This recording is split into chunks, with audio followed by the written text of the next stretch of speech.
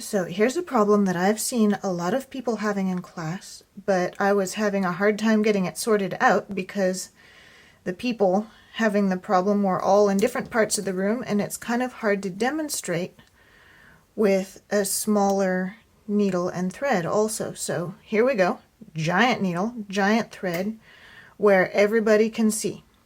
So the problem people were having was that they started off with plenty of thread, and they were stitching along happily, and then all of a sudden they had no more thread and their needle's trapped. So how did this happen? See how the thread is doubled over and the tail end has gotten caught in the stitching. So that has been using up twice as much thread as just stitching without the thread doubled over. So that's going to cause problem. It's going to use up all your thread, as you've noticed, and it's going to make it hard for you to get your needle out of your work and to tie a knot at the end of your work so that it doesn't unravel. So the way to fix this is when you start seeing your tail getting this long, this close to your work, what you're going to do is you're just going to pull the thread so that the tail is a little bit closer to the needle and a little bit further from your work. Got to make sure that this all gets caught on camera here. So it does make it a little bit more likely that the thread is just going to slip out of your needle, but you need to remember to pinch the thread with your needle. That'll keep it from falling out.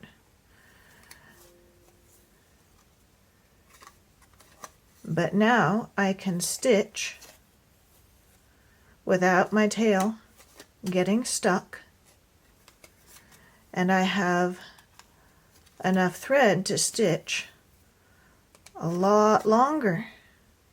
So when you notice that your tail is getting close to the work and starting to get stuck, don't let that happen.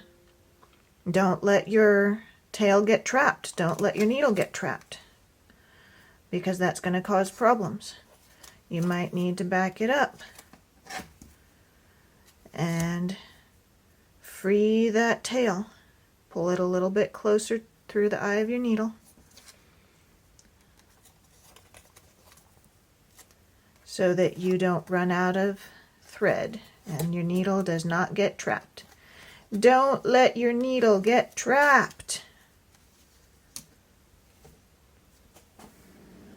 Now, I'm pretty sure I heard someone say, "Miss Sarah, the song we were singing sounded so awesome that we got distracted and now my needle is trapped and what do I do?"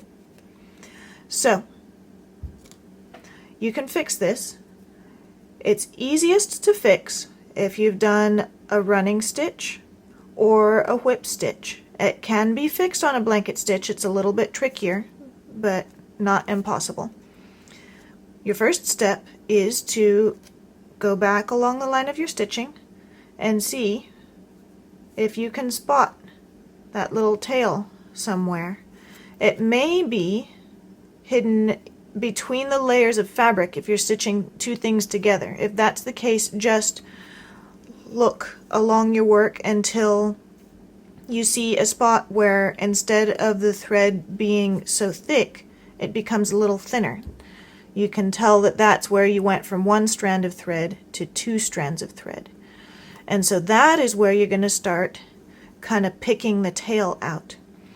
So you're going to want to raise your hand and you're going to want to say, "Miss Sarah, I need a crochet hook." And I will bring you probably an itty bitty crochet hook. Don't know if you can see that, but it's a teeny tiny hook. I'm going to use a little bit bigger one right now because I am working with giant needle, giant thread, so you can see it more easily. So that first one is easy because that tail's already flopping free. Next, you're going to fish underneath the next stitch And that one was easy too. It won't be so easy when you're working with fabric. This is going to be super easy, but the fabric likes to hold on to the thread. And you want to go stitch by stitch because the fabric likes to hold on to the thread. And you're going to need to fish in there. And sometimes you won't catch the tail first. Sometimes you'll catch the actual stitch first.